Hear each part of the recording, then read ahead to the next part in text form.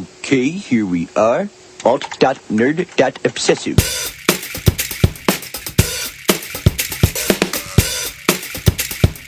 Worst episode ever. Hey everybody, welcome to Worst Episode Ever, a podcast for people who love The Simpsons by people who love The Simpsons about how much we hate The Simpsons. We're here to try to find out which episode is the worst episode ever. My name is Dan. My name is Jack, and I was just going to say, it really shouldn't be called, you shouldn't say we're trying to find the worst episode ever at this point now. It's just we're trying to find something worse than Lisa Goes Gaga. That's very true, yeah. If you listen to our last episode, we listened to Lisa Goes Gaga, and that's the Lady Gaga one, and oof. Ouch. Ouch. It is rough. But I'm sure there's one that's close to being worse. Right. And maybe we'll find it today. But today actually is a very special episode. It's our 10th anniversary episode, meaning it's our 10th episode. Yeah, there's really no word for it. There's no. Episodery. It's our 10th episodery.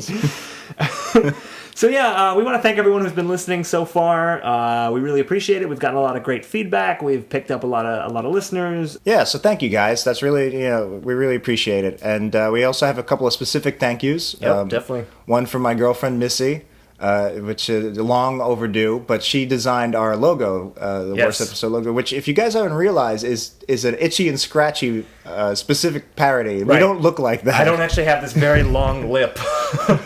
Unless you're just, is this your way of telling me? Oh, God. And I personally don't think I look so much like Nelson's goon from season one. From season one, but it's an awesome logo. So yeah, thank we you really very love it. much. Thank you very much, Missy. And also thank you to Nick, who's been on the show before. Yes, friend of the show, Nick Noga. You might remember him from such hits as the 9/11 joke and the other 9/11 joke. Talking about 9/11 again on the podcast. But he's helped us out with equipment and some tips on how to record. So thank you, Nick. So blame him.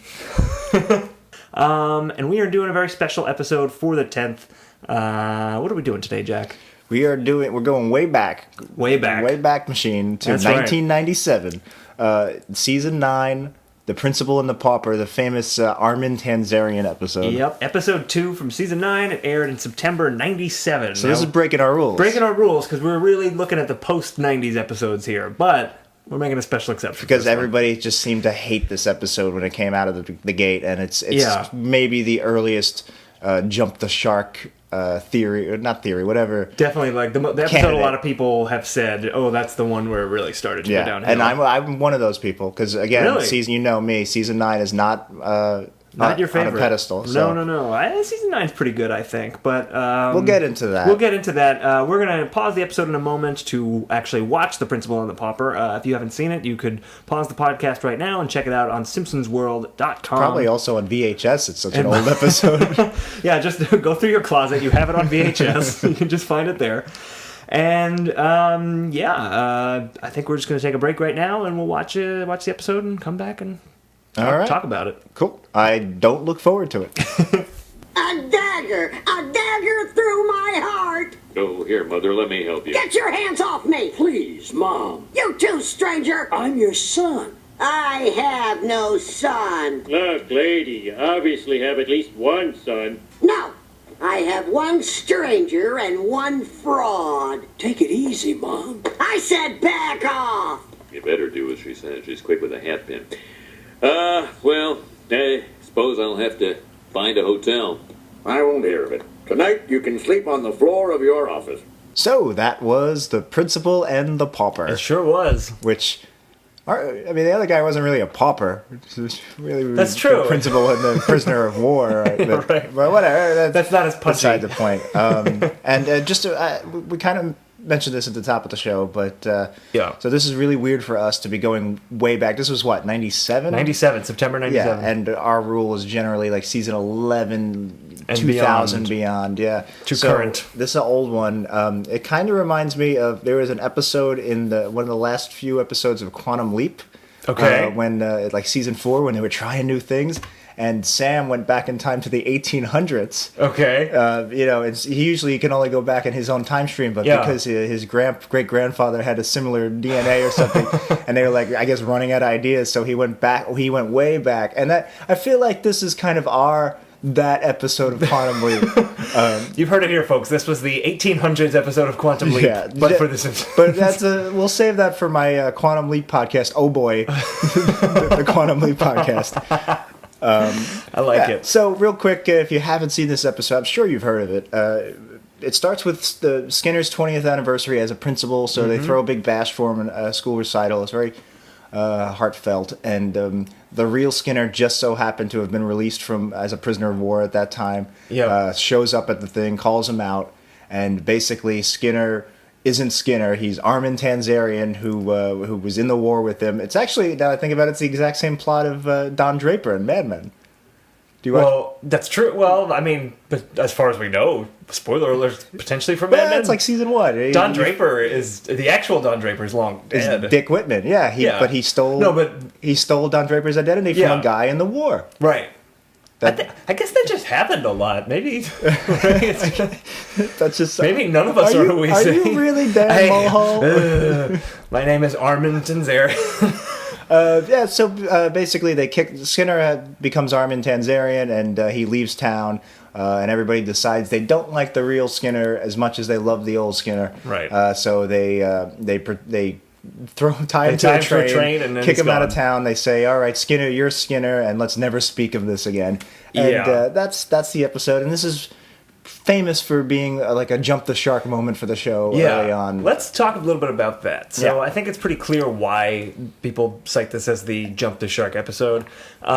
This story doesn't make any damn sense. Right. Because you're taking a character, not just a character, but a relationship that he's had with his mother, and he's had with the Simpsons, and he's had with the teachers, and you're taking that and you're just completely negating it by saying this guy isn't really who we thought he was. Yeah, it's a retcon in the like that 90s show kind of way where there's been references before that don't make sense, but that Skinner was young Skinner, there was Skinner's dad was in the Flying Hellfish, and his name was Skinner, and he looked and sounded like Skinner. So I mean, but again, Simpsons continuity, all that. Right, but the weirdest thing about it is that while it's retconning the show before then, it also retcons itself at the very end when it's just like, we're never going to talk about this again, and from now on, Skinner is just Skinner. Right. Well, before we get into it, do you like this episode? Yes. Overall, when's the last time you've seen it? Have you seen this? Is new for you, or no? It's not new for me. I've probably seen it. I've seen this one a dozen times probably. I think I've seen it in the past year before we just watched it now. I saw it maybe once or twice when it came out. Oh, really? Okay. And then I watched it one more time, and like maybe a few years ago, where I considered it the first time I watched it as an adult. It wasn't when it had first aired. Right. And so I'm pretty new to it. Like I remember when I watched it a couple years ago for the first time, I was funny. Like, I didn't even realize it was Martin Sheen. I was like, oh wow. Yeah. Because when I was 13, I didn't you weren't a big Apocalypse Now fan. No, I actually liked this episode more than I expected to. I really liked it, and I would even say that, and we'll get into this, but I would say this episode, I don't even see it jumping the shark at all until the last act and the resolution of the episode. And we'll get into that, but I'd say that's where it jumped the shark. I actually think it might come a little earlier in the episode, but we'll talk. Overall, I do like this episode, but let's talk kind of a little piece by piece. Sure. We'll kind of go sequentially through the episode. Right off the bat at the beginning, there's something that this episode did. It does it throughout the episode, but there was definitely something I noticed the very first scene, so I'll talk about it now. Right when the show starts, we see Skinner walking the hallways, and he takes out his watch, and he sets the watch to the school time, and you see that it's got the photo of Agnes in it, and, we'll ultimately find out that that's Sergeant Skinner's watch. Right. And I like that because it's foreshadowing, it's setting up, subtly we're being like, oh, that's an important thing that Skinner has, and it's a picture of his mother, who is not really his mother, and it's like setting up kind of the central tension, I guess, for the episode. I noticed that too, and I would say that's something even the best episodes of Simpsons don't really do that much. That's a little bit more not advanced storytelling, but intermediate level. It was almost like literary, just like inserting these subtle things that are going to pay off later. Exactly. There was a couple, which they definitely don't do now. Yeah, but they didn't really do it in the best episodes. I can't think off the top of my head of anything that they did. Yeah. But it was something I was just like, oh, I've never noticed that they're setting it up right away. Stuff you need to know. And then I think it just goes into really funny stuff with Chalmers saying, oh, I take my coffee-flavored Beverine Grey with creamium. That's just great. Yeah. The Springfield Elementary is poor and terrible. Yeah. They serve malk and great F meats. Public school jokes. I love that We've said before, and we really can't count this as the newer episodes, but we said how in the newer episodes their religion jokes do well, are still good. They hold up, and I would say it's safe to say they're school jokes. I think we did mention this before. The school jokes usually hold up too. And we've mentioned Willie always holds up, and here I think Willie was in fine form. He's not allowed in the teacher's lounge is only for students. Willie, and he just spits on the floor on the way out. Yeah. It didn't fit, but it fit perfectly. Exactly. And I know there's a Willie episode out there. I think someone actually suggested it. I have the title written down. It's like My Fair Laddie, I think. I remember watching it. We're gonna have to watch and that it one was soon. Bad, but well, I'm looking forward to it. Maybe we'll have a difference of opinion. But just going back a little bit before. Yep. I feel like there were other foreshadowing moments too. There were. I was gonna jump into this a little bit. Great, yeah. Yeah, it wasn't just that. I also thought, the fact that Skinner and his mother do this silhouette thing, that's a really weird thing to do, obviously. And it's a great joke because Skinner and his mother have always had this really, really weird relationship for a middle-aged man and his mother to have. But I thought it was interesting because it's like bear with me, I'm getting real English major, even though I wasn't an English major. It's okay. You can pretend. I'm pretending right now. I was a communications major, so hey, and you're and this is communication. I'm communicating. Yeah, there you go. No, so they're doing silhouettes, and it's kind of like he's stepping into the shadow of the man that he's trying to be, which is real Skinner, right? That kind of thing, and then that gets flipped even more later in the episode when Martin Sheen is like Sergeant Skinner and he doesn't do the silhouettes and there's like the room just surrounded with who we now know as Armin Tanzarian's face. So it's kind of just this like identity crisis kind of thing going on. I didn't think of that. It's actually like, and I was about to say that's too smart for the show. You're giving him too much credit, but maybe not. It's really like that's actually very well done and it's very well constructed. I could be reading too much into it, but it also could be there because this episode, we were just talking about this before we started recording, was credited to Ken Keeler. And it was actually his last episode on The Simpsons. He'd been writing for a number of years on The Simpsons and then moved over to Futurama, which is a very nerdy, smart show. Yeah. Ken Keeler and David X. Cohen actually created a new mathematical theorem for that episode where I know this isn't the Futurama cast, but that episode where everyone was switching bodies and they couldn't switch back. They actually created a new mathematical theorem for that. So there's smart guys working on this episode. So you're saying they moved to Futurama and now and left a kind of a void. It was like scorched earth. They were like, we're going to write this crappy episode plot, even though the episode's pretty good, and then move on to a new show. That's an interesting theory. That's your own theory. That's my theory, yeah. Yeah, so I thought that there's just a depth you could read into this episode that you can't do for any of the other episodes we've watched so far. Yeah, definitely not the ones we've watched so far. And I've never really watched a classic episode in the critical way that we watch these. Yeah. But I feel like I know them so well that I could just kind of play them in my head. Yep. And I don't know, I feel like this one's a little bit more complex in depth than my favorite episodes. It's just there's just something about it. I don't know if someone watching it for the first time would think the same thing, but it just seems different somehow. Mm-hmm. Like even just from the beginning, it's just off. Like they're doing these more, maybe they're intentional literary kind of subtle foreshadowing things, but another moment, just jumping off on that, another like foreshadowing kind of thing is when Skinner introduces when his mother brings him to the party for him. The surprise party, yeah. She says, "Oh, mother, you're the master of deception." And it's like, oh, shit. Like, he's about to reveal that he's actually been deceiving her for years. And, like, this isn't brilliant, subtle writing, but for the show, it's... And especially for this show, because we've watched so many terrible episodes, just being like, oh, there's, like, layers to this. Yeah, I was really impressed for that. It's very enjoyable to be able to say that there are layers to an episode. It's not just Steve Carell has to fart and run the mafia. Should I sign my original name? Just put an X, then call yourself whatever the hell you want. Well, no, there's no need for profanity. My name may have changed, but I'm still the same man I was last week. Not to us, you're not. I mean, how would you feel if you suddenly found out Ned Flanders was an imposter?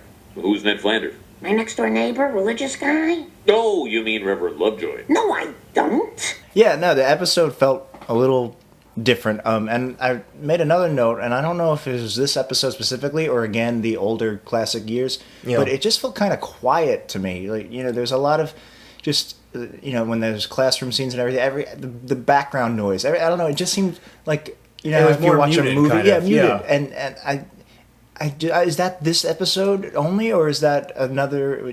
Is that the whole era compared to the loud and in your face? That might just be because we've been watching the loud and in your face That's new what era. That's what I think. Because even the Michael Keaton one, which was season 12, yeah, there was like a lot going on in that episode. Right. Like it was very like in your face kind of thing. And this one I thought was I agree with you. It was much more pulled back. Yeah, it took its time. A lot of fade-ins, fade-outs. Yes, definitely. And it's like if you watch those really old Seinfelds where they kind of just take their time dissolving out of a scene. Right. Later Seinfeld was like wham bam. Right. Yeah, doing Star Wars like wipes across the street.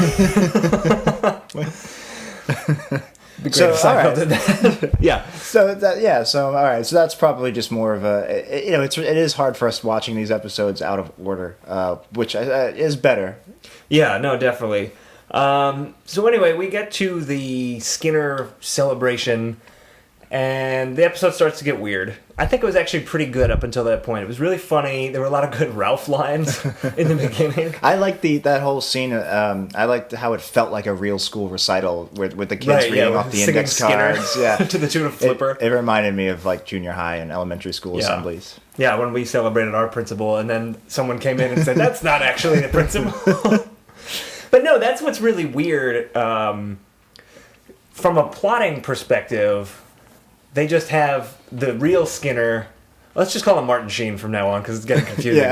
When Martin Sheen's just driving by, what's going on really there? Because was he just freed from a POW camp and he's just coming home at night and it happens to be the same night and he happens to pass the Sheen school? Yeah, I was thinking that at first too, but that's exactly what it was. Why does he have a driver? Was he in a limo? Yeah, he has a driver and he's like, pull over there, driver. Yeah, I mean, I guess if you're in a slave labor camp for 30 years, I guess the government's going to for an Uber driver. Yeah, pretty much. But yeah, no, it's definitely heavy on the coincidence. It is, and I mean, I don't know how else they would do it, but it just seemed, we're talking about these other really smart things that they were doing in this episode. That just seems like, is that the best way they could have done this if they have to do this plot?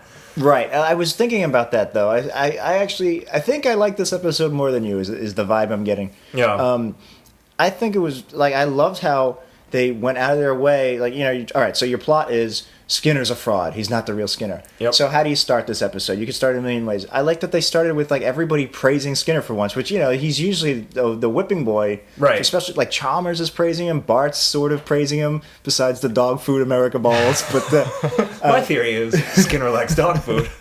But everybody, and like that's great because it's like you're setting him high so that the fall to take him down and then build him up. Yeah, and I was thinking if this was a newer episode, it probably would have been a completely non sequitur. Yeah, it's like where Homer's building a new bathroom in the house, and somehow that leads to Skinner becoming a fraud. Yep, so, and then it ends with like Marge has to go to space camp. yeah, exactly, for 3 scenes. And so I actually was like really impressed that they were going out of their way to build up Skinner, and I mean, the Agnes Skinner in the pocket watch and all these subtle foreshadowing. Mm-hmm. That's great. That's amazing of them. But I was just happy to see that the general story was building up some momentum for It's good because this episode really only had an A plot. Like there really wasn't a B plot going on. No, not at all. So it's all Skinner. But here's something interesting that might be a sign of the jumping the shark that everyone's talking about. The Simpsons really get shoehorned in to a lot of these scenes, and they actually even make reference to it in the episode because Homer's like, "Why are we going to Capital City?" And it just keeps drawing out. That's a really good point, and the only I never noticed that they hide it well because that gag works so well because it just kept funny because it keeps going, and then it's like because Jasper didn't want to go by himself, and there's never a reason given why the Simpsons are going. Because if you think about it, one of the key scenes is where they're in line and they decide they want Skinner back. And it's Krabappel, who's his love interest. It's his mother, Agnes, and it's Marge. And it's Marge for no reason. I mean, I guess because Marge, the Simpsons drive the show. I mean, I guess you could argue that the entire town misses Skinner, and that's the whole resolution at the end. And the Simpsons are representing the town. But you're right. It's not a Simpsons plot. But even with that, it's not even just that scene. It's also when Martin Sheen shows up and Skinner's kind of telling his story in the office.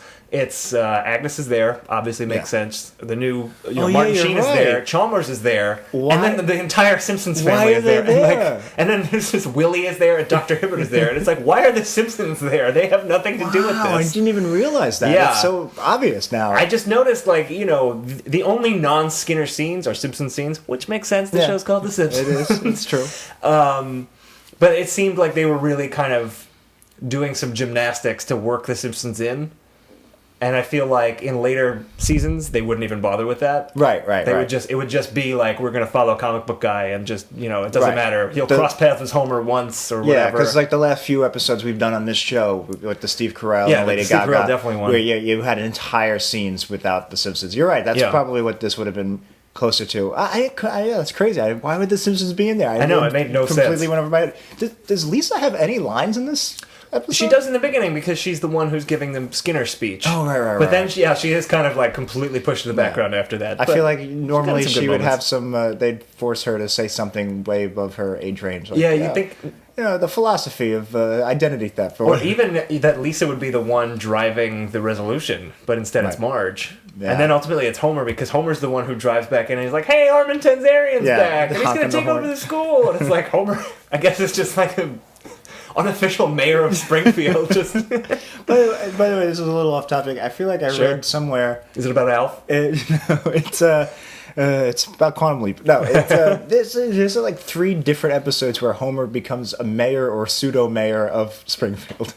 Well, there's which ones? Because he becomes the bodyguard to the mayor. No, but not that Not one. even that There's one? one where he runs for mayor against Quimby. I didn't see that There's one. one where the garbage one. There's the garbage. Well, yeah, the garbage one, and then there's the one where the town splits in half and. He becomes mayor of New Springfield. New Springfield, yeah. So I forgot about that and then one. there's like I think a newer one that I don't think either of us would recognize. But it's just funny that specific plot has been done 3 or 4 times. But that's off topic. They've done all these plots 3 or 4 times. Remember that one where Willie turned out to not be Willie? he was Billy from Wales. Let's talk about that real quick. Billy from Wales. No, the name Armin Tanzarian. Here's another theory I have, an overall theory about this episode. Yeah. Besides the resolution, which they kind of botched, but this ties into that. I think people would not nearly hate this episode. I think people would be okay with this as a plot if they took it more seriously in 2 respects. One, the resolution, which we'll get to. It was terrible. And 2, like the name Armin Tanzarian. If he had a real name, like if they made it more down to earth identity theft, where he was like John Smith or whatever, John Smith 1882. No, My mistake. but no, like the fact that they were trying to go like he's not just Skinner, he's Armin Tanzarian. Like He's this like- silly yeah. name. It's a silly name, and it's not taking the subject matter. Is it? I don't want. I hope there's not like somebody's grandpa. John Tanzarian's listening and he's like, whoa, dare they? What are they doing? silly. I'll show them who's silly. Why is he a nerd? I don't know. If you're listening to this show, you're a nerd. I'm sorry to break it to you. Sorry to anybody named Tanzarian listening to this show who isn't a nerd. Guy pumping iron listening to this show. It's just like, what? I'm going to come and get them. Tanzarian, why do you keep listening to that podcast? It pisses you off so much. I know, but I really like The Simpsons. Those guys have a good banter. Anyway. Wow, what was that? That was a hell of a tangent. That's why you don't have coffee right before.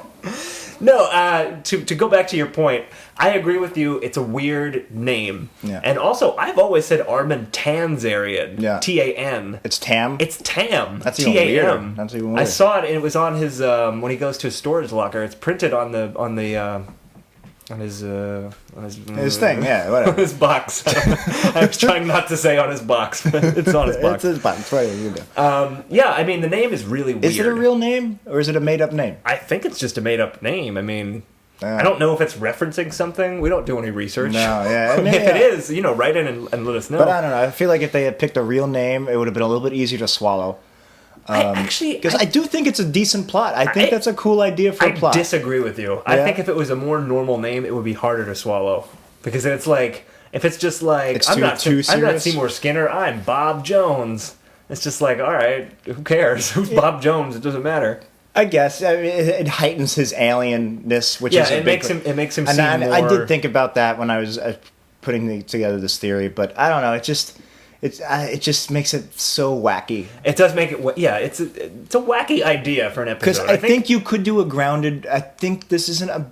You could do this in a way where it wouldn't have seemed so earth-shattering. Where, like, I think you could have done an episode where a major secondary character on the show turns out to be a fraud. I think they set it up really well. I really do think that they built up a good case for why it works. So what character do you think are you saying they could have done it a different way with Skinner? They could have done it with Skinner. They could have done it with anybody. I feel like, they sort of done it with Flanders before with, Hurricane Nettie is somewhat similar. Yeah. If they had treated it more seriously, like, and again, I don't want to jump ahead, but the ending, I think, is really what botches the whole episode because they just kind of write the whole thing off. But I feel like if they treated it more seriously and they came up with an ending that works. Another reason why I think it works is because it's Agnes is a big part of it. If Agnes wasn't in on it, then it would be like Skinner would be despicable. And you wouldn't be able to get behind him. But the fact that let's talk about that for a second, because it's kind of strange to me that she's, he's telling the story of how he took Martin Sheen's life. Yeah. And he says, deep down, when he actually goes to meet Agnes Skinner, he says, deep down, I think she always knew. Yeah. And they make it obvious that she does know. Right. Why do they do that? Yeah, I don't know. Think about it from Agnes's perspective. Why is it just that she thinks her real son is dead and she just can't come to terms with that? That's what I think it is. And I feel like that's a little glossed over. Yeah. And it's kind of a big emotional beat, at least. Yeah. Well, that's the thing. This episode is weird because, Agnes is not a likable... I've never liked Agnes. And I don't mean... personality-wise, obviously she's unlikable. She's written that way, and she's written fine. She's not really a bad character. She's an unlikable character, but you don't like her. Yeah, exactly. Like, they do their job too well. I really just don't have any sympathy for her. Right. But this episode, they really do give her a lot of shades and a lot of depth, and you can, you can believe why she does everything. And, it's kind of heartbreaking, too, when she says, I have no son, because you could, it is. He's not her son, and this guy is a stranger. Her actual son is a stranger, right? And I really like that stuff. But what's not clear is, all right, so she obviously knows it's not him. But and then Skinner says he thinks deep down. Now, does Skinner saying that, or does Skinner not realize that, maybe Skinner thinks she doesn't... Skinner doesn't realize projecting it. Yeah, exactly. Yeah. But it's weird. It's a weird dynamic. But why would she do it? I could see why she would do it, because if you lose your son in the war, shock, trauma, like sometimes people do big things and with post-traumatic stress disorder. Yeah. I could see that. You're right. It should have been a little bit stronger since it's such a crucial beat. That relationship, I think, is really the center of the entire episode. It's exactly. Really about Principal Skinner and his mother.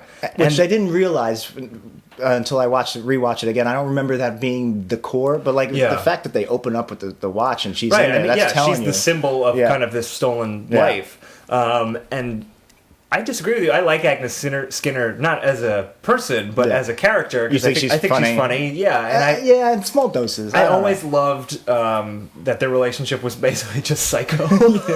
And I feel like this episode might have been like a rehabilitation for those years of psycho jokes. By the way, let's be thankful that this episode aired in 1997 and not now, because now...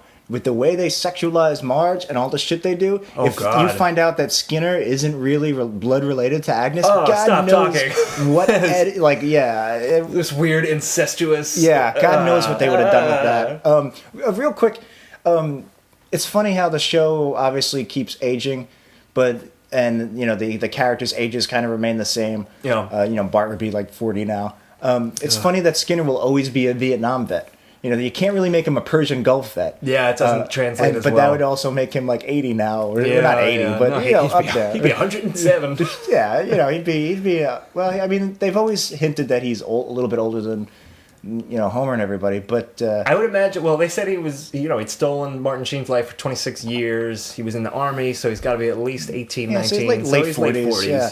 But now, if you were in Vietnam, you'd have to be in your 60s. Yeah, that's true.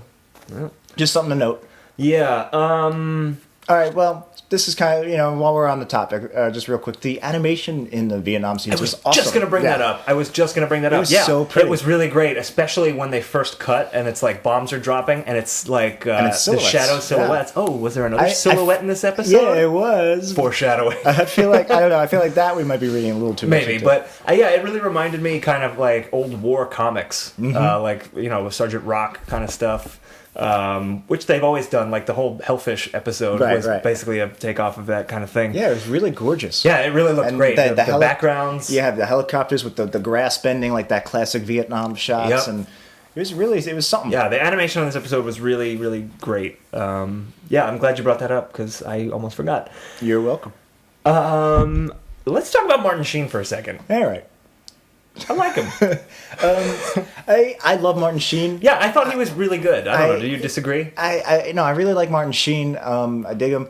I don't know. I didn't feel like he brought too much to the role. I don't know. He fit it well, especially the straight lace. Let me try and convince you. All right. Martin Sheen's not a comic. Not a comic. Martin Sheen is not a stand-up comedian. No, Martin Sheen's not like known for his comedy. You know, he's a very. That's a good point. Well, he is on that Charlie Sheen show. The Anger Management. Is he? Oh. Yeah, he plays his dad. But art imitating life. No, but Martin Sheen, you know, like The West Wing, you're right, and all that. You know, he's not known for comedy, and I feel like he works really well with the like deadpan humor of this Sergeant Skinner character of saying like, "Miss Krabappel, are you asking me out on a date?" That was hilarious. That's a great line. That's one of my favorite lines in the. If that's corny, then corn me up. Like that's not even a good line, but his performance, I think, really sells it. All right, you sold me. Yeah. Suck it. I'm gonna bring this up then. Yeah. I think another reason the episode doesn't work as well as it should, but I'm also kind of on the fence because it does kind of work, is that I feel like Armin Tanzarian, they didn't really have a good reason for why nobody liked him. Now, the reason they push on us is he's not their Skinner. And that I'm totally on board with. I go, I get it. Like, that's your Skinner. He's been lying to them for years, But, like, you know, I get it. You don't like... Oh, I'm sorry. I'm confusing you and confusing myself and probably confusing all this. No, I'm not talking about... For a second, I thought you meant you were confusing... You thought you were... I'm me? Look, kid, don't jerk me around. No, I'm sorry. Let me start over. So, Martin Sheen's character, Martin Sheen, we'll call him. Yeah. People don't like Martin Sheen. Oh, okay. And they say, because he's not our Skinner, and that's why they railroad him out of town. Right, literally. Yeah, and like... I just realized that, yeah. Oh, railroad him out of town. Shanghai noon. I hope someone who never realized, Shanghai noon. Yeah, right. There you go. Yeah. Anyway, so the reason they don't like Martin Sheen in the end is because he's basically not Skinner. And I like that, but the other reason they don't like him is... I don't know, because he makes them do the pledge, and he's too straight-laced. And it's like, well, Skinner's straight-laced. My point is, long story short, they should have differentiated him more. Like, I don't know, the idea that, like, you know, one of the only scenes we get where the town turns on him is where he makes the class do the pledge. And, and he gets upset that Bart does a really offensive pledge. Like, first of all, he's totally right. That was really wrong of Bart. He is a prisoner of war. Yeah. You know, just do the damn pledge. And, you know, he's like, well, Miss Krabappel, you do the pledge. And like, again, really funny line, but she, you know, it doesn't really make sense. It's like asking the teacher to do the pledge. It doesn't really have anything to do with not knowing how to talk to women. That's true. Like, I feel like they should have made him, I don't know, just like the opposite of Skinner or something. Again, the fact that he's so similar, I do like the fact that they just say, all right, we don't like him because he's not ours. That makes it stronger. So it kind of works, but it doesn't work in every other regard. So I don't know. Yeah, I agree. They could have done more. Really, the only things they do are the Pledge of Allegiance scene, which kind of turns Krabappel against him. Yeah. And the scene with Agnes Skinner, where he doesn't want to do the silhouettes. And that one works. Her against him. And that one works because he's not Skinner. Because he doesn't stay and do the silhouettes. And because he borrows the car. That you have a differentiation. Right, he goes to a bar. He's right. So it doesn't really make sense that, I don't know, the school side of him, he's the same. He's more straight-laced. But the home side of him, he's less. Yeah. I don't know. I feel like if they had picked something and gone with it, it would have been easier to swallow. Especially because, again, I keep alluding to how much I hate the end. The main reason I hate the end is because I don't know.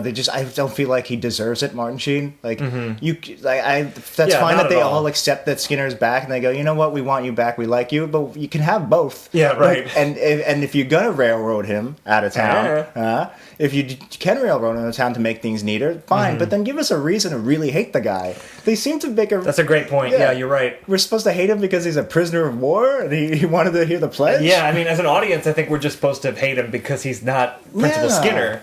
But in the show, it doesn't make a lot of sense for them to exile this poor guy who just got out of a POW camp for 26 years. And even outside of the show, why should we hate him? I would love a new character. I would love Martin Sheen as a recurring character. I mean, that'd be great if they brought him. Well, it probably would be great now if they brought him back. Who knows? And honestly, I'm surprised there hasn't been an episode where, like, the real Skinner comes back and he's like, "How dare you railroad me out of town?" Like, yeah, he teams up with Frank Grimes Jr. and Sideshow Bob. I don't know. It might be out there. We don't know. We need to watch that Frank Grimes Jr. episode because that is the episode that made me stop watching the show. Wow. Yeah, that's a big one. We'll get to that one. Yeah. So, yeah, I thought Martin Sheen did a pretty good job, but his character could have been better. Yeah. Your new principal would like to say a few words. Remember, you have to respect him. He's a war hero. Thank you, Chalmers. You know where I come from, there's no better way to get acquainted than by reciting the Pledge of Allegiance together. Why don't you lead us, son? Hey, America, you're so fine. You're so fine, you blow my mind. America. Well, that's very concise, but it's an insult to everything I suffered for. Now take a seat, Junior, and listen to someone who gave their youth in service of their country. Mrs. Crabapple, the pledge, please. You haven't dealt with women for a long time, have you, Sergeant? Are you asking me out? Yeah, so this episode I thought started off really strong as far as jokes that landed, and then I thought it got weaker as it went on, because it starts off with a lot of, like, Ralph jokes that I thought were really funny. Yeah, and I remember this is 2 episodes away from season 8, which we consider very in high regard. Well, you like season 9 in pretty high regard. I really like season 9. I know I sound like I don't. Yeah. I really like it. I'm just saying it's just not as good as... I mean, this was the episode after the New York episode. Which I don't think is that great either. I think it's a little... Really? Yeah, I think... Man. I mean, it has some great moments, but to me that feels like a late post-classic episode. Whereas, like, Lisa Sachs, which comes out, which is right after this episode, that feels like a more classic episode to me. That's interesting, because those episodes, I think, were getting wackier as far as plots went, but they were still solidly constructed, and they were still funny, and then as it went on, it was just the plots got more and more weak. Right. And then everything just devolved until you get what to expect from Bart's expecting. Exactly. But no, I like season 9. But it's no surprise that they're going to have lots of moments where you would think they were from the class era, because it's 2 episodes away from the season 8 finale, which is Bart and Lisa go to military school. Right, which is a good episode. Great episode. But yeah, there was one joke that I really thought was funny when Marge is talking to Skinner and says, "Oh, how would you feel if you found out that Ned Flanders wasn't who he said he was?" And Skinner just goes, "Who's Ned Flanders?" And I thought that was really funny, and it made sense when I thought about it in the moment, but then it didn't later, and here's why. It made sense because the Flanders kids, I don't think they go to Springfield Elementary. So it makes sense that... Sometimes they do, sometimes they don't, I think. Yeah, I think it goes back and forth. Yeah. But I was like, oh, that makes sense. He wouldn't know who Flanders is because maybe he doesn't... the kids are in whatever other religious school. But then later on in the episode when Skinner... I forget what exact moment it was. There was a time when they were in the auditorium at the school... and Skinner's there, and they show the Simpson family in the crowd, and Flanders is sitting right in front of them. And I was like, oh, there goes that theory. Well, also, you want me to get a little nerdy on you? A little fanboy? Let's do it. Also, in the 100th episode, when Skinner gets fired, or is it that one, or maybe it's the PTA one, whichever one, where Flanders becomes principal. Oh, and he asks Bart how the school going, and Bart's like, well, Flanders is doing this, and Skinner, scoffs at it. Well, I mean, it's... Never mind, that joke wasn't funny. It's Simpsons continuity. Obviously, they know each other, sometimes they don't. I love that joke, and I think it's just funny because it plays with your expectations, where you just assume everybody knows each other. Right, because Springfield is so small, and who's Ned Flanders? It's also Harry Shearer's delivery, which, the guy is goddamn brilliant. Oh, and, absolutely. And his Skinner delivery is... spot on. It's so good. Man's a legend for a reason. Exactly. All right. How about that news story? That didn't go anywhere. Yeah, what was that? Act 2? Does it start off? That was the beginning of Act 3. But okay. Pause that for a second. Right before that, the end of Act 2 is Skinner goes back to his storage locker and gets the motorcycle, and he speeds off, and he's like, "Up yours, children." Why are Martin and Bart and Milhouse hanging out at the highway? The outskirts of town. Outskirts of town in the middle of the night. I know it's so he can say "Up yours, children," but they couldn't have made it not... in a weird, sketchy area. Yeah, no, it didn't really make a lot of sense. Anyway, that was my last point. And then after he says "up yours, children," they just kind of hang on the shot and slowly dissolve out, which is back to what I was saying, where it's kind of a little laggy. Yeah. But yes, then the episode goes to a break, and then when it comes back, it's a Kent Brockman story, and I don't even remember what he was saying. So he's just like announcing that Skinner. It's your standard catch-up exposition scene, which is fine, except it doesn't tell us anything new. We kind of, it cuts to the scene where they're presenting Tanzarian with the school, or whatever. Mm-hmm. I keep calling him Tanzarian. It's Martin Sheen. Yeah, I'm sorry, guys, because Skinner to me is Skinner, but. No, it's a completely unnecessary scene. They don't say anything new. It goes on forever. It's not that funny. There's I feel like really no joke. Yeah. The only joke is that they show the wrong Skinner, because they show the actual Skinner, not Martin Sheen, and then when they show Martin Sheen, the picture's upside down, and Kent Brockman's just like, oh, idiots. That's it. It just seemed really unnecessary. Like, that should have been cut at some rewrite. Yeah. Which I'm assuming they still did back then. Yeah, right. But I don't know. That stood out. Yeah, that was a weird... just kind of like padding for the episode. I guess, which they shouldn't have done, because we could have used more. I keep wanting to say Tanzarian. We could have used more Martin Sheen scenes. Right. But then Martin Sheen had a great line, a great delivery. The Springfield sure beats the old POW camp. Yeah, and everybody goes, yay! God, I love the Springfield mob. I love it. It's so good. I love what they cheer. Yeah. Like at the very end where they go, under penalty of torture. Yay! Yeah, another great moment that I did like when Skinner is back in Capital City, and he's working as the barker for the strip club. Yowza, yowza, yowza. They're not even wearing a smile. More Harry Shearer, just fantastic delivery. It was good. It was a great delivery. It was fun to watch, but I feel like we would give it shit if that scene was in a newer episode, because it is a repeat of an exact same joke. Smithers, doing the rally. What do you call it? The motocross or whatever. Yeah, get ready for fun. It is really necessary to say. Where are you throwing me? And again, Harry Shearer. So that's true. It was really funny, and there's no reason it didn't work, except it immediately called to mind the other scene. True. And I just want to point that out, because I want to be fair, and I feel like if that was in a season 22 episode, we would be shitting all over it. Yeah. And hanging him up on a cross. That's a good point. It's just really Harry Shearer's performance, and it's also when he just says, nod suggestively, just like clearly reading the direction. And I guess I'm being a little hard. It's not just repeating the joke, it's also showing that Skinner's sunken low, that's his job now. Yeah, right. Well, that's the same joke as Smithers, though. Yeah, Smithers lost his job and sunk so low. Hey, this episode's not that original at all. Wait a second. Smingers did it already. Yeah, Smingers. What else? I wrote down the thing about Homer, but we already talked about that. How the joke, "Why am I here?" kind of explaining why he was shoehorned in. Pop. Again, I don't like when they call out their own laziness, or well, I guess this doesn't really quite fit in, but when Martin Sheen is telling the story of what happened. Or was it Skinner? Oh, I'm sorry. God, this is so confusing. This is a very confusing episode. There's the principal and there's the pauper, all right? Wait, no. Is like Skinner the pauper? And the principal is Martin Sheen. I guess that makes sense. So you were wrong. I was wrong. Because he was a street kid from the... Yeah. All right. Anyway. God, now I lost it completely. There's Skinner and Skinner. What is so confusing? I don't want to do this podcast anymore.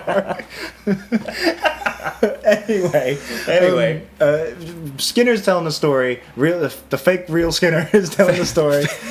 And not to be confused with the real fake Skinner.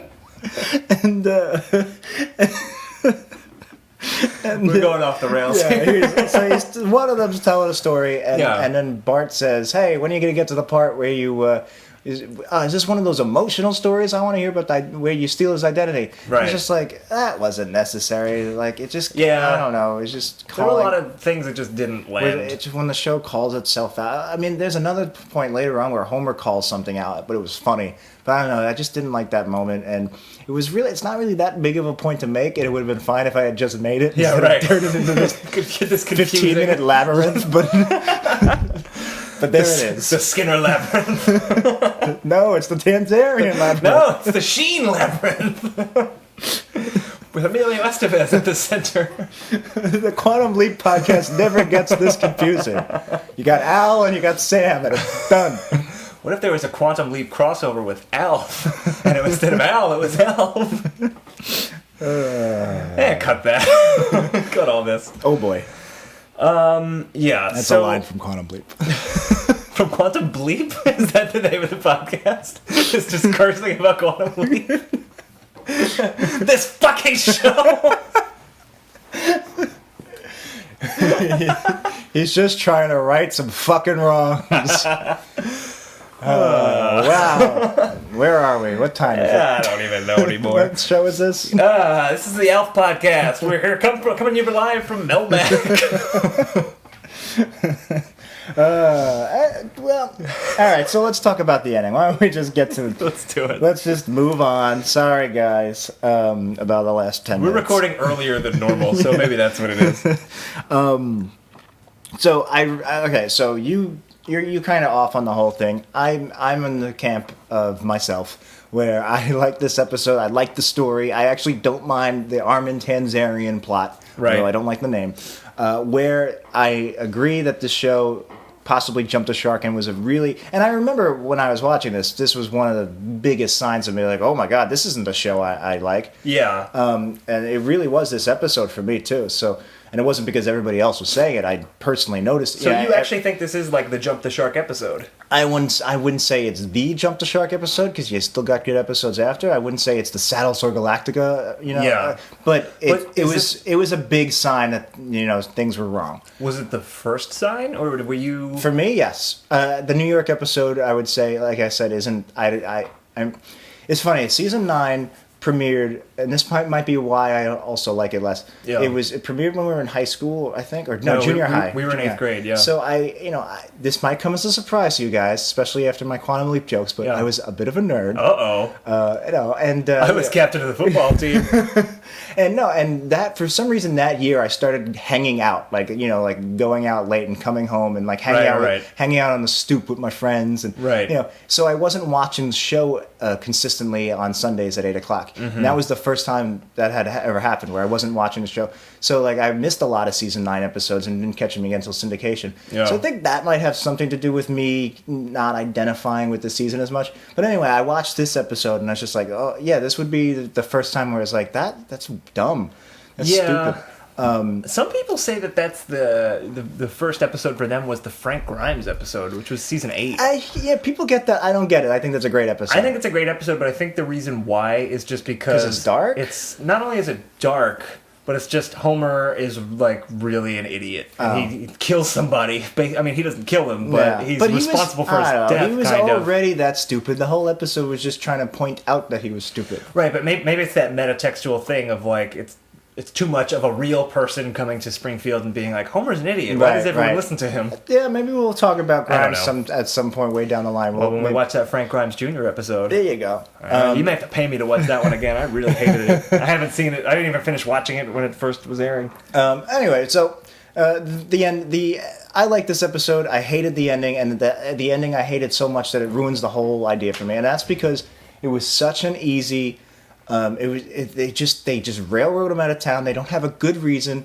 There's no reason to not like Martin Sheen. Right. I'm kind of repeating points I've been making throughout this podcast, but to sum it all up, it just, I don't know, it felt forced, and they're just like, and then the whole let's never speak of this again. Yeah, that's what really doesn't work for me. That's really lazy and obnoxious. If you're doing that, it's like, why are you telling the story in the first place if you're just going to end it with, and it had no consequences whatsoever, and in fact, we're never going to bring it up ever again. Oh, that's the Homer line that I was going to say from before, where he kind of calls it out. He goes, who cares? Do any of you care? And I was just like, I do care. And yeah, I do kind of care, because, again, it's this character who, for 8 seasons, we've known, and he has these relationships, and we kind of know what Skinner's deal is, and then you're saying, like, nope, he's actually a street tough from Capital City. Yeah.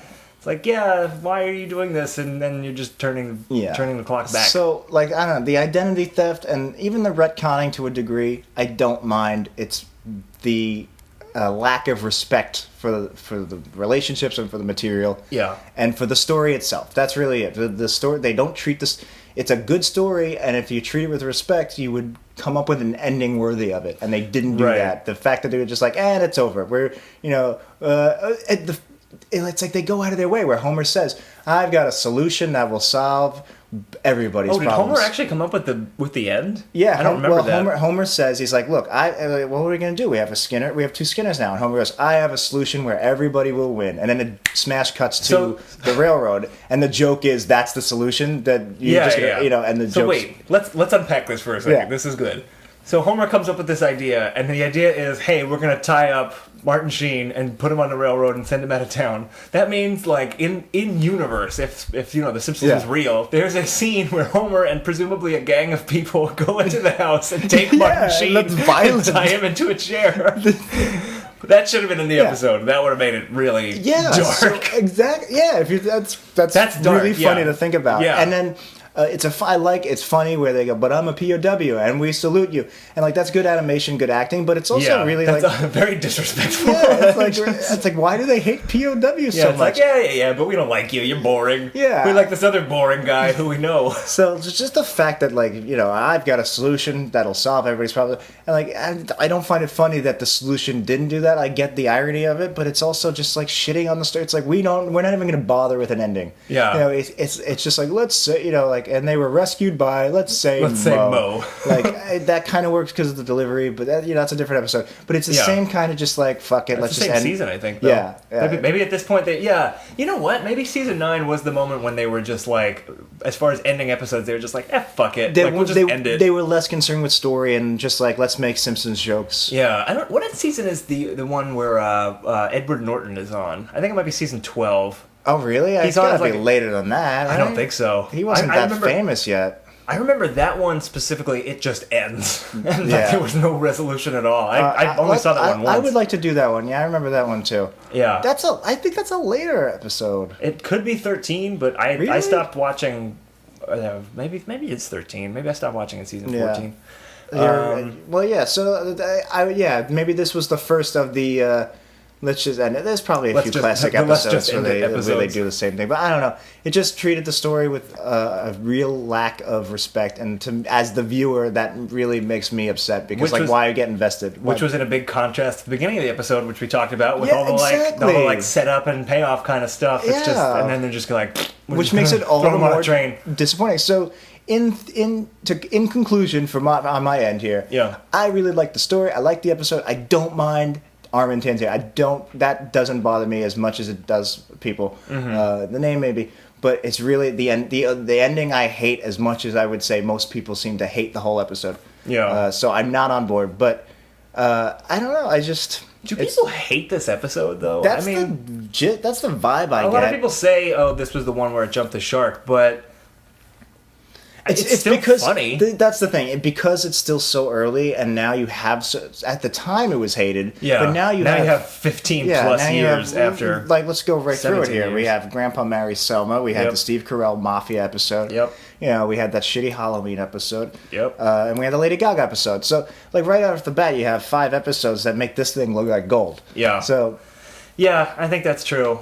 It's just funny, they probably thought they had 2 more seasons in them. It's like, it doesn't matter if we ruin Principal Skinner, because the show's going to be off the air by 2000. Nope. Right. It'll still be on in the year 3000. Okay, once more. Where are we going? The capital city. And why are you and the old lady in the car? We're going to talk Armin Tamzarian into coming back. And why is Marge here? I came up with the idea. And why am I here? Because the streets of Capital City are no place for 3 unescorted ladies. And why are the kids here? Because we couldn't find Grandpa to sit for them. And why is Grandpa here? Because Jasper didn't want to come by himself. Fair enough. You have anything else you want to say? I've kind of just been talking a lot here. You have been. Sorry. I really want you to stop talking. The episode went off the rails at the end. I think you really nailed it. It just got wacky. It got weird. That's why I am kind of... And Homer was the one driving the plot at the end, which was weird. It's like, hey, Armin's back, and he comes up with let's kidnap Martin Sheen and export him out of town. I really do want to see that deleted scene where they physically kidnap him and tie him to a train. That's an episode in itself. And why does... the fact that Agnes is okay with it, the whole ending is just shit. It's weird. It's shit. It's shit. It's shit. All right, well, on that note... Is that going to be the name of our episode? It's shit. On that note, I think it's time for us to rank this episode. I don't know. This is going to be interesting. This is going to be interesting. So, let's bring up our list here. So we have been... Well, again, this is our 10th episode. You know, this is our big anniversary show. I don't have the list open. So we've got 9 episodes on the list already. We had Saddle Store, our very first one. That was at the bottom. That was our worst episode ever. Up until last week, where me, you, and Dan Ozzie decided that Lisa Goes Gaga is our new worst and episode ever. And that's going to be a tough one to out worse. Yeah. Obviously, I think I speak for both of us when I say this one is not. Yeah, we're not looking at that end of the pool right now. Yeah. I like this episode. I think you think I don't like it as much as I do, because I do think it's very funny. Right. Some of my favorite lines are in this episode. The coffee-flavored beverine. Right. I love that. I mean, fresh batch of America balls. I love that scene. I know you well. I would never say that there is any season 9 episode you outright don't like. Yeah, that's probably true. Yeah. Maybe there's a clip show in that season. Oh, yeah, maybe that musical one. That might be season 9. I think that's season 8. No. Is it? No. All right, maybe. It's not. You said it with such conviction, I will believe you. I won't even look it up. I don't know. What are you thinking for this one? So, I don't know. By the way, this list is available on our website, worstepisodeeverpodcast.wordpress.com. We're getting a new website. It's almost not fair to put this on the list because our whole idea of our podcast is we're doing post-classic, post-90s episodes, and this is in that general range. And it's almost like, putting the varsity, the junior varsity high school team against the Chicago Bulls. Right. It's almost not fair. I would say definitely. What's number 2 on the list? Number 2 is Bart Mangled Banner. All right, so I'd say it's better than that. I'd say the only one I could see maybe giving it a run for its money is Pokemon, which is season 12, but to me still feels like it's generally it's a little farther removed from season 9, but it's still kind of in that post-classic wash aura. Yeah, I agree with you. I actually liked Pokemon a little less than you did. I would probably put this at the top of the list. Yeah. But I kind of maybe it should be an honorable mention on the top of the list. That's the thing. Yeah, I feel like it's kind of cheating because if we put it at the top of the list, it's season 9. It's going to be hard to find any new episops. I think that are going to be better. That close to the classic. I guess that's unfair of me to say, but I'm not the most optimistic person in the world. All right, well, I think we'll put it as an honorable mention, but it would be above Pokemon if it were in real contention for worst episode ever. And I'm giving that to you, but honestly, I think it's close. I wouldn't be. I could see an argument for Pokemon being better. I'm just throwing that out there. I may have got Michael Keaton in there. All right, so that is our list. As I said, you can see it on our website, worstepisodeeverpodcast.wordpress.com. We're getting a new website soon. And that's it for this episode. If you have a terrible episode... Sorry, my headphones fell off. If you have a terrible... They fell off my head. If you have a terrible episode that you'd like to suggest for a worst episode ever, you can do that. We're at worstepisodepod@gmail.com. We're on Twitter at worstepisodepod, and we're on Facebook. It is facebook.com/WEE podcast. /we. /we/podcast/ Quantum Leap. And check out our website. I already said that. You know where it is. Actually, in the show notes, there's links to all of this stuff, too. So check that out. Check us out on iTunes. Leave us a review if you would be so kind. The more reviews we get, the better it helps the show, and that makes the show better for everyone. It makes us feel better. If you guys want to write in and just be like, hey, you guys are doing a good job. Yeah. That'll make us feel better. I was pretty depressed the other day. I was just... I was just crying in a dark corner, and I I put out the iTunes. I was just reading reviews, go, you know what, life ain't so bad. Those 15 reviews are pretty good. I like the thing you said about The Simpsons. Oh, okay. Oh, all right. I can talk about The Simpsons. Yeah. And if you are in the Brooklyn area, you can come check out Woohoo Classic Simpsons Trivia. It is a trivia night at Berry Park, a bar in Brooklyn, Williamsburg. I am one of the co-hosts with Dan Ozzie, friend of the show. He was on our Lady Gaga episode. That's the first Thursday of every month, but for January, it's actually January 8th. And there are also trivia nights in Toronto, Chicago, and other fine North American cities. You can just Google Woohoo Classic Simpsons Trivia, find more information about that. Next week, we will be back with a more true-to-format episode. We're going back into the 90s. I don't even know what Back season into the it is. 90s. Back out of the 90s. Back from the 90s. Oh, back from the 90s. We're going back from the 90s. Yeah. Does that make sense? Back to the future. Yeah. Got it. Well, it's our Christmas episode. It is our Christmas episode. Yes, it'll be coming out on New Year's Eve. Nope, it'll come out on Christmas Eve. Christmas Eve. The Christmas episode comes out on Christmas Eve. But the New Year's episode comes out on Thanksgiving. Skinner is who? I'm me, and you're you. It's just part of the Skinner labyrinth that we're in here. No, we'll be back next week. We'll be back on Christmas Eve with a Christmas episode. We're going to do Kill Gill Volumes 1 and 2. Mm-hmm. I have no idea what season it's from. I think it's 16. Maybe it's 15. I don't know. We probably should have. We should have looked that up, but we didn't. But there's probably a link on the website to watch it on simpsonsworld.com, and you can find more information there.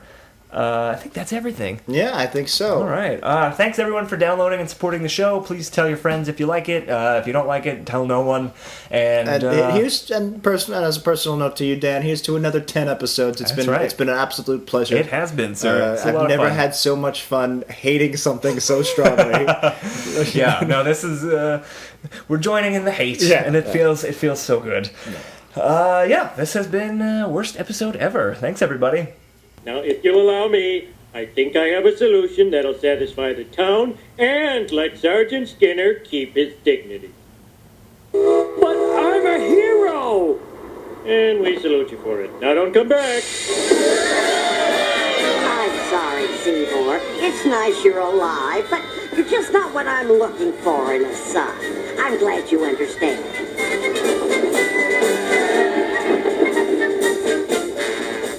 This is a lovely gesture, but we still have to face the fact that I'm not really Seymour Skinner. Oh, no, we don't, Judge Snyder. By authority of the city of Springfield, I hereby confer upon you the name of Seymour Skinner, as well as his past, present, future, and mother. Okay. And I further decree that everything will be just like it was before all this happened, and no one will ever mention it again, under penalty of torture.